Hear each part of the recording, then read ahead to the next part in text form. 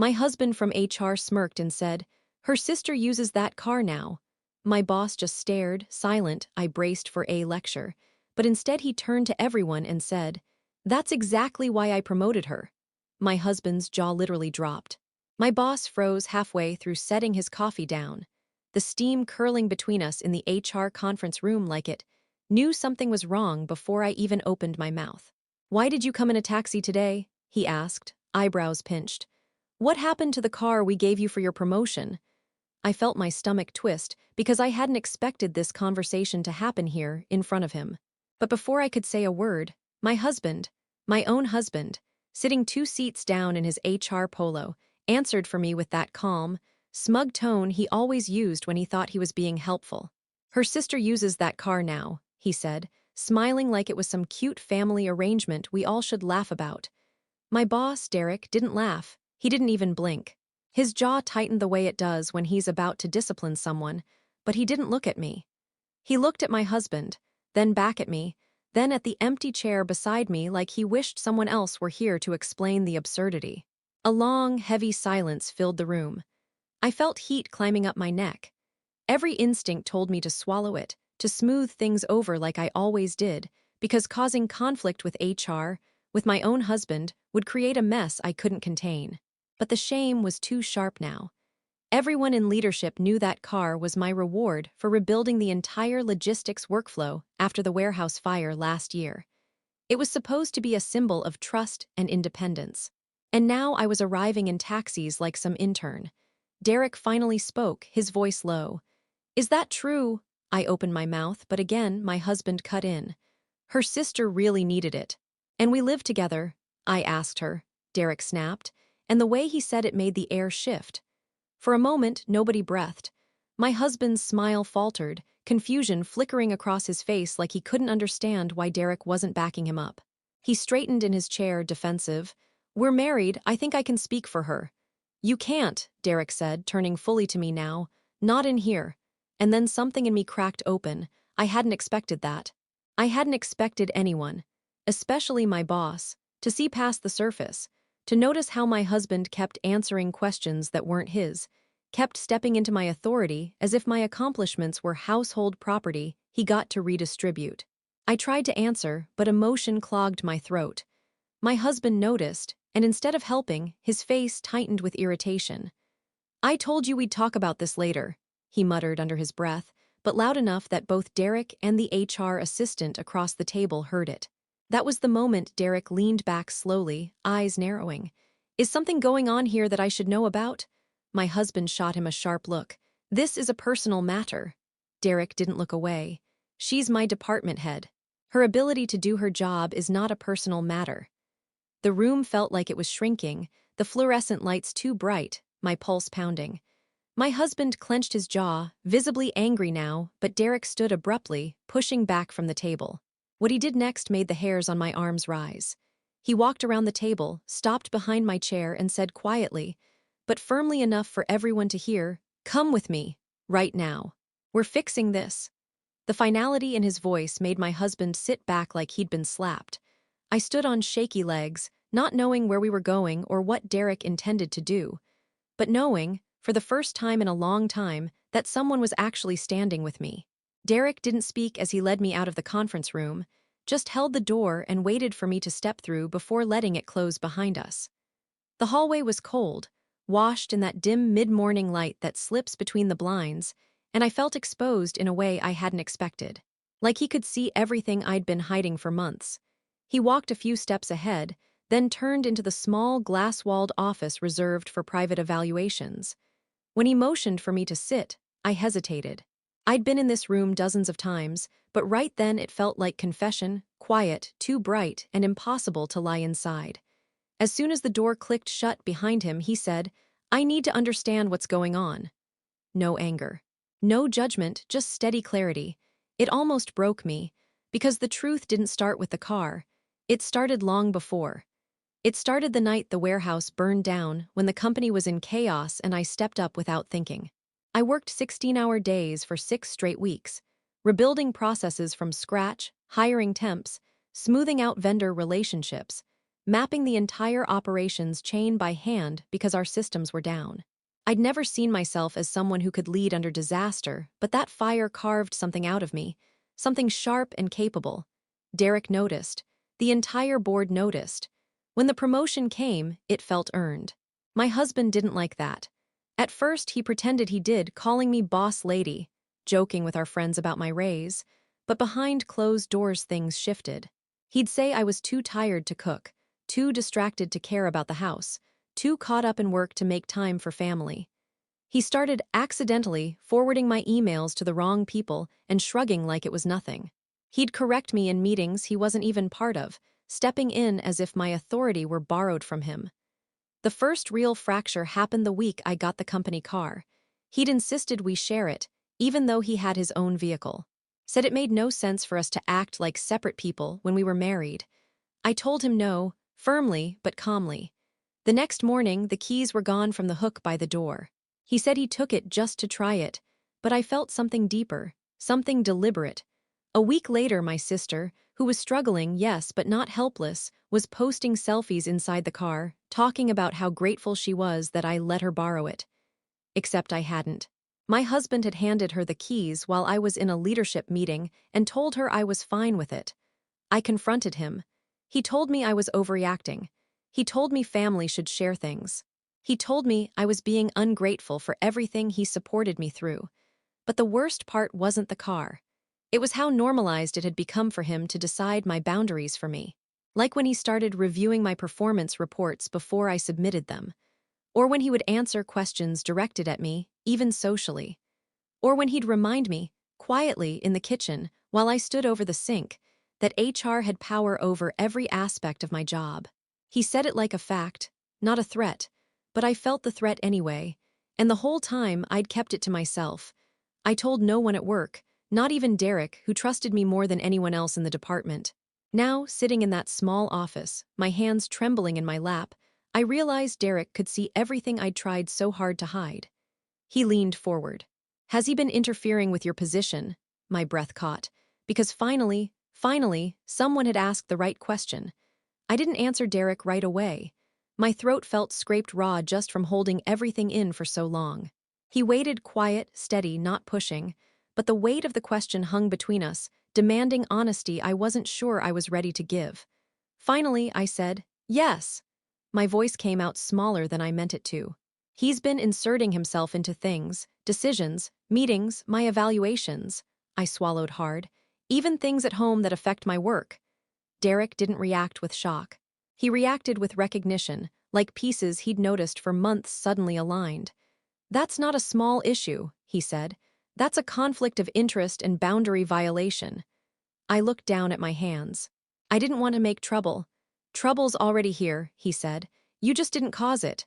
Something in me shifted at those words, not relief exactly, but a kind of internal leveling. Like the ground under me stopped tilting for the first time in months. He sat back. "I'm going to handle this properly, but I need you to tell me everything he's done that impacts your role." Everything. The word echoed through me. I started talking. Soft at first, then faster, about the forwarded emails, the way he spoke over me in meetings, the fact that he'd read my evaluation drafts before I submitted them. About the car keys disappearing. About him telling my sister she could keep the car because it's not like she's using it much anyway. Derek's jaw clenched at that one. But what I couldn't say, was how much of myself I'd lost trying to keep the peace. How many nights I'd sat awake replaying conversations in my head, rewinding, reinterpreting, trying to decide if I was imagining the shift in power or if I'd simply refused to see it sooner. When I finished, Derek exhaled slowly. "I had concerns," he said, "but I didn't know it was this deep." My stomach tightened. "What happens now?" "Now," he said, "you stop hiding, and we take this step by step." The next few weeks moved with a strange mixture of speed and drag. HR policy required formal documentation, so Derek brought in an external consultant company to oversee the internal review, which meant my husband no longer had access to any part of the investigation. He didn't know that at first. When he found out, he came home furious. "You're making me look corrupt," he said, pacing our living room, voice sharp enough to cut. "You did that on your own," I said quietly. His head snapped toward me like he didn't recognize my voice. "What did you tell them?" he demanded. "Only the truth." He got close then, too close, but not touching, just hovering, using presence instead of hands. "Do you understand what you've done to my career?" Something inside me hardened. "Do you understand what you've been doing to mine?" He didn't answer. He just stormed out, slamming the door so hard a picture frame rattled off the wall. After that night, something changed inside me. Not courage exactly, but clarity. I stopped letting him review anything I brought home. I locked my work laptop when I stepped away for even a minute. I started setting boundaries out loud, short, clean ones that left no room for negotiation. He didn't like the new version of me. He kept trying to push the old dynamic back into place, but every time he tried, I pushed back harder. Meanwhile, Derek kept checking in, not just as a boss, but as someone who genuinely wanted me to regain not just my position, but my confidence. He'd leave files on my desk with notes like "strong work" or "don't second guess this, your call was right." And slowly, I felt myself sharpening again, standing taller, seeing more clearly. But I didn't know then that everything was about to twist sideways. Because just when I thought the worst of it was exposed, a detail surfaced in the investigation, one that rewrote the entire story I thought I was living. The twist hit on an ordinary Wednesday morning, the kind where the office hums quietly and nobody expects anything explosive to break open. I was in my workspace reviewing vendor statements when Derek's knock sounded on my door. Not the usual quick tap, a slower, heavier rhythm. "Can we talk?" he asked. The look in his eyes made my stomach drop. He wasn't angry, he wasn't even stressed. He was concerned in a way that meant something had gone very, very wrong. We went into the same small, glass-walled office from before. He closed the door, then slid a folder across the table toward me. "The external investigators sent over a preliminary finding," he said quietly. "You need to see this." My hands hesitated before opening it, like my body already knew there was something poisonous inside. And there it was, on the very first page. Under access requests logged by HR personnel past 6 months, my husband's name appeared over and over again. But not where I expected. Not on my performance files. Not on departmental records. He had been accessing executive email archives. Not mine. Derek's. Page after page showed timestamps, authorization codes he should never have had, and digital footprints anyone trained in HR compliance would know are traceable. He had pulled Derek's emails, Derek's messages to the board, even confidential personnel notes. My throat tightened. "Why would he go through your email?" Derek didn't answer immediately. He just watched me steady, bracing me for something bigger. When he finally spoke, his voice was low. "Because he was looking for something specific." "What?" He took the folder back, flipped to a flagged section, and turned it toward me. Highlighted in yellow, search term used. "Promotion justification, warehouse fire." My pulse tripped. Why would he search for that? But before Derek could answer, my own memory offered one.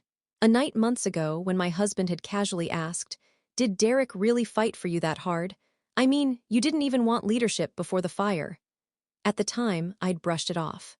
I'd thought he was just trying to make conversation. Derek watched my face shift. "It gets worse." He slid over another document, an internal communication audit. A particular thread between Derek and the CEO was highlighted. In it, Derek strongly recommended me for promotion, citing my leadership during the crisis. The CEO had agreed, but there was a second version of the thread, one my husband had accessed, one he had forwarded to himself, edited, then forwarded again to my sister. My stomach dropped to the floor. In that edited version, Derek's praise looked personal. The language was tweaked to sound like favoritism, emotional, almost inappropriate, just enough to plant suspicion. "Oh my God," I whispered. "He made it look like I promoted you because of something outside of work," Derek finished. "Yes." My entire body went cold. "He manufactured the rumor," Derek said quietly, "months before you ever noticed him interfering at home." I shook my head, unable to process. "But why? Why go after you?" Derek answered without hesitation. "Because if he could discredit me, he could control you." The room seemed to pulse with that revelation. Suddenly everything from the past year, the interruptions, the monitoring, the way he'd insisted we share authority, clicked into a horrifying pattern. This wasn't insecurity. This wasn't random boundary crossing. This was strategy. And then Derek added one more blow. There's evidence he tried to influence the board into reconsidering your promotion, he said. Anonymous tips. We traced the metadata. I felt something inside me break, not softly, but cleanly, like glass under pressure finally shattering. My husband hadn't just undermined me, he'd tried to undo me entirely. I leaned back, breath shaking, the fluorescent lights suddenly too bright. Derek didn't touch me, but his voice was steady when he said, "This changes everything." Yes. It did, and now the revenge wouldn't just be about reclaiming power. It would be about exposing the truth he'd buried under months of manipulation. I drove home that night without turning on the radio. No noise, no distractions. Just the hum of the engine and the sharp clarity that had settled inside me like ice. Everything I thought I'd understood about my husband's behavior, his meddling, the possessiveness, the subtle corrections, the quiet threats, now felt like surface symptoms of something deeper. Something intentional, something calculated, and it wasn't enough anymore to defend myself. I needed to dismantle everything he'd built on my back. When I walked through the front door, he was sitting at the kitchen counter, scrolling on his phone like nothing in the world was wrong. "You're late," he said, not even looking up. For the first time, I saw the full shape of his arrogance. A man convinced not only that he was untouchable, but that I owed him the version of myself he preferred, small, dependent, grateful. I didn't respond. I just went upstairs and closed the bedroom door. I didn't trust myself to speak without exposing the storm already forming in my chest. That night I sat at my desk, laptop open, drafting my plan. The retaliation had to be precise. Legal, documented, irrefutable, because if I simply reacted in anger, he'd twist it. He'd call it emotional instability. He'd use his HR background to paint me as retaliatory, unprofessional, falling apart. No, I needed him cornered by his own actions. So I broke it into steps, one secure myself. I created backups, every email, every screenshot from the investigation file, every timestamp showing his unauthorized access. I stored copies in 3 places, a locked folder at work, an encrypted cloud account, and a flash drive hidden where he'd never think to look. 2. Build the timeline. I wrote down everything, starting with the warehouse fire. Not just what happened, what it cost me. The hours, the responsibilities, the milestones that led to the promotion. All the moments he'd chipped away at me afterward. I didn't embellish or soften. I made it factual, chronological, clean. 3. Prepare the confrontation. Not with him, with the board. Because the board didn't just need to know what he'd done. They needed to know why it mattered. Why letting someone in HR manipulate leadership decisions wasn't a marital issue, it was a structural threat. Derek agreed. When I told him my plan the next morning, he nodded slowly. "If you're ready to take this upward," he said, "I'll back you, but you need to understand there will be fallout." "I'm done worrying about fallout," I said. And I meant it. 4. The exposure. I would present the board with the evidence of his unauthorized access, the doctored emails, the anonymous tips, and the conflict of interest concerning my evaluation cycle, all tied directly to him. But it couldn't stop there. Because if this was going to be revenge, it had to hit the nerve he protected most, his career, his credibility, his illusion of control, so I added step 5. 5. Force him into accountability on record. That meant a formal statement. Not from me, from him. A statement he wouldn't know he was providing until the moment he was already inside the trap. I felt a strange calm as I mapped it out piece by piece, until the whole structure of my retaliation formed like scaffolding in my mind. There was no rage now, no shaking hands, just cold purpose. But retaliation, even carefully built, has a cost. And the closer I got to the confrontation, the more a quiet voice whispered a question I didn't want to answer. Am I still doing this to protect my career, or am I doing it to hurt him back? I pushed the doubt aside, but it lingered, heavy, reminding me that moral lines are always clearest before you step over them. Still, I moved forward.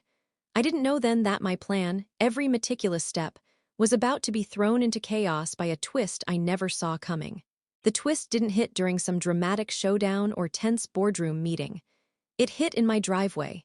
It was a Friday night, cold enough that the air felt brittle, when I pulled in and saw a car I didn't recognize parked crooked near the garage.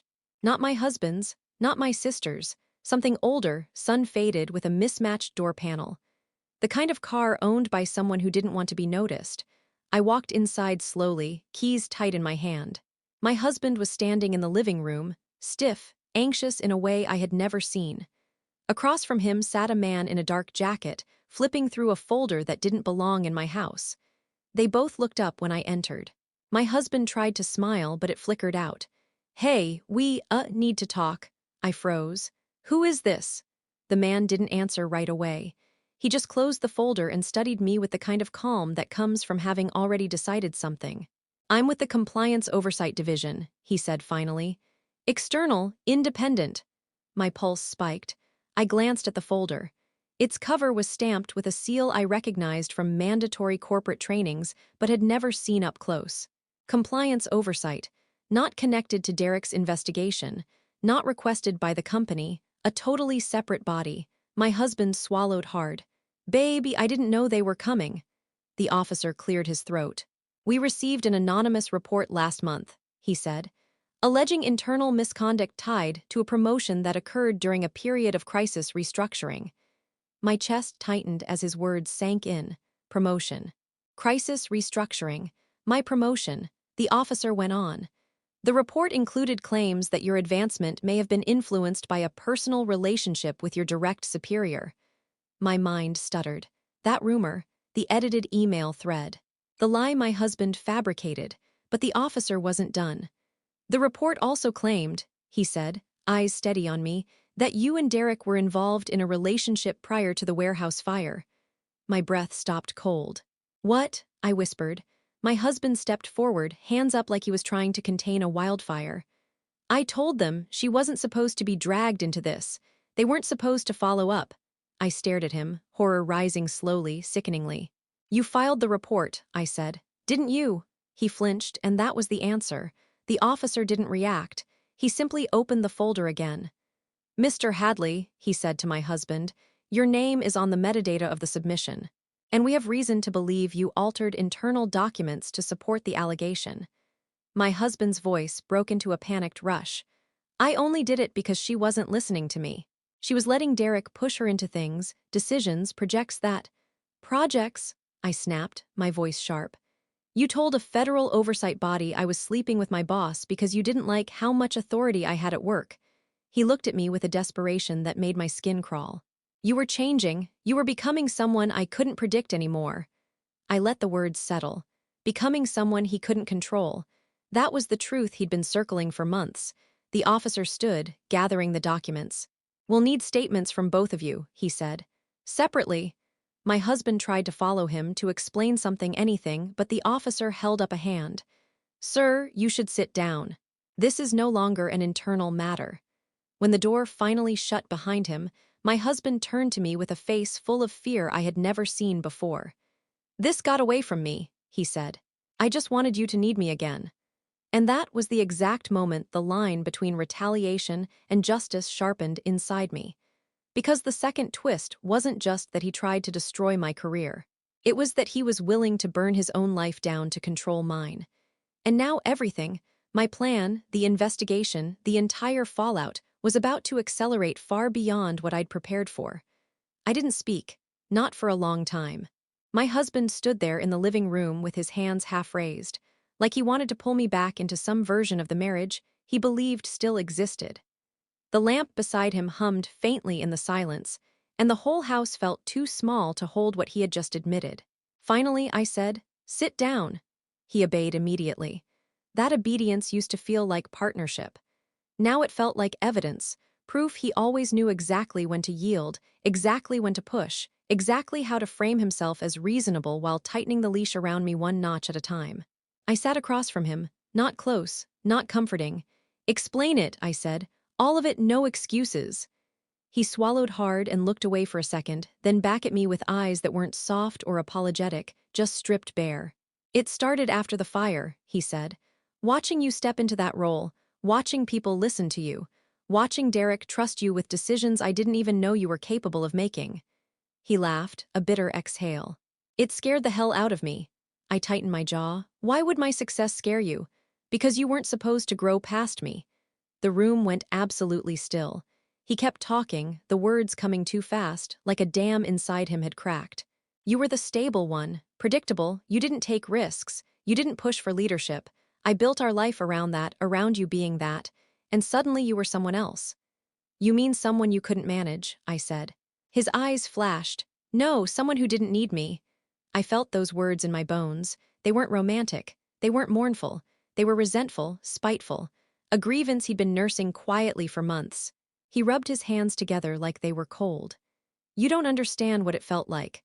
I'm in HR. I oversee professional development, evaluations, conflict mediation. My whole job is balance and insight. But I couldn't predict you anymore. I couldn't influence you the way I used to. You were making decisions at work I didn't even know about. You were moving forward without me. So you tried to sabotage my promotion? I asked. Yes, he said simply. Not a whisper. Not ashamed. Just admitting a fact. My breath caught, but I didn't interrupt. I thought if the board doubted you, he continued, you'd come home hurt, you'd lean on me. You'd remember you couldn't just outgrow our life. His face twisted. But when you didn't break, when you kept getting stronger, I had to push harder. The emails, the access logs, the false report. So you weaponized the one place you had leverage, I said. Work. His shoulders loosened slightly, like he was relieved I'd finally said it aloud. I needed to reset things, just enough for you to see I mattered. You tried to destroy my reputation to make yourself feel relevant, I said. That's not insecurity, that's cruelty. He blinked, slow. It wasn't meant to be cruelty, it was meant to bring you back to me. A cold wave rolled through me. By making it look like I slept with my boss, I knew they wouldn't prove it, he said. I just needed them to hesitate, to make you question if that world was really yours. And then came the part that chilled me more than everything else combined. He leaned forward, elbows on his knees, voice low and eerily calm. Some people climb too far, too fast. They forget who held the ladder. I didn't want that happening to us. I stared at him, understanding finally snapping into sharp focus. He didn't see me as a partner. He saw me as a structure, something he believed he built, something he believed he could modify, limit, or dismantle to preserve his own place in the hierarchy of our life. He wasn't afraid of losing me. He was afraid of losing control of the version of me he thought he owned. And with that, any remaining sense of hesitation in my retaliation evaporated. Because now I knew exactly what he was capable of, and exactly what I had to do next. The morning of the final confrontation, the air felt unnaturally still, like the world knew something irreversible was about to happen. I drove to the office downtown, my hands steady on the wheel, a quiet certainty settling over me. Not rage, not triumph, just a sense of inevitability. Derek met me in the lobby. He didn't ask if I was ready. He just nodded, seeing the answer on my face. Together, we walked through security and into the executive conference room where the board had gathered. The compliance oversight officer was there too, seated at the far end with his folder closed neatly in front of him. My husband was already in the room. He looked smaller than I'd ever seen him, shoulders tight, eyes darting between everyone like he was searching for an ally he didn't have. When he saw me, he tried to stand, but the officer gestured for him to stay seated. The chairman opened the meeting. We're here to review the findings regarding internal misconduct and unauthorized access of confidential records. Both parties will have the opportunity to speak. Both parties, husband and wife, completely stripped of anything marital. Just two people, one of whom had tried to destroy the other. My husband spoke first. His voice trembled at the edges. I made mistakes, but I never intended harm. I was worried about my wife's well-being. The environment after the warehouse fire was intense. The chairman cut him off sharply. Mr. Hadley, this is not a psychological evaluation. This is an ethics proceeding. He deflated. I didn't look at him. Instead, I opened the file I'd brought, the timeline, the screenshots, the data logs, the encrypted email confirms, and slid them across the table. Clean, irrefutable, no narrative, no theatrics, only truth. Derek followed with his own documentation. The compliance officer added his findings, metadata of the anonymous report, the altered email thread, the breaches of protocol. Each page was a nail being driven into a structure my husband had built and believed he could hide inside. At one point he turned to me, whispering, "Please, I can fix this." But the plea wasn't about remorse. It was about self-preservation. He didn't want forgiveness, he wanted escape. The board deliberated for less than 10 minutes. When they returned, the chairman read the decision without softening it. Effective immediately, HR Officer Malcolm Hadley is terminated for gross misconduct, data tampering, breach of confidentiality, abuse of internal systems, and submission of defamatory materials to a federal oversight agency. My husband inhaled sharply, a wounded, bewildered sound. But the chairman wasn't finished. We will also be issuing a formal report to the oversight body documenting the falsified claims submitted under his credentials. Legal consequences may follow. My husband's face crumpled. You're ruining my life. I met his eyes for the first time in weeks. You ruined it yourself. I'm just refusing to carry the blame for you. Security escorted him out. He didn't fight. He just looked back once, with a strange, hollow expression, like he was finally seeing the version of me he'd been trying to shrink into something manageable, and realizing she was never coming back. In the weeks that followed, the company shifted, quietly, respectfully. Derek made sure every department head knew the truth, not the scandalous version, not the rumor, but the documented record. Not for sympathy, for transparency. I moved into a new apartment closer to the office. Small but bright. Quiet, mine. Divorce papers were served without drama. He didn't contest anything. Maybe because he couldn't. Maybe because he finally understood there was nothing to salvage. The night the divorce was finalized, I stood on my balcony overlooking the lights of Minneapolis, letting the cold settle around me, steady and clean. Not healed, not triumphant. Just free from the gravity of someone who thought control was the same thing as love. The company car was returned to me 2 months later. The keys felt different in my hand this time, not like a symbol of reward, but of reclamation.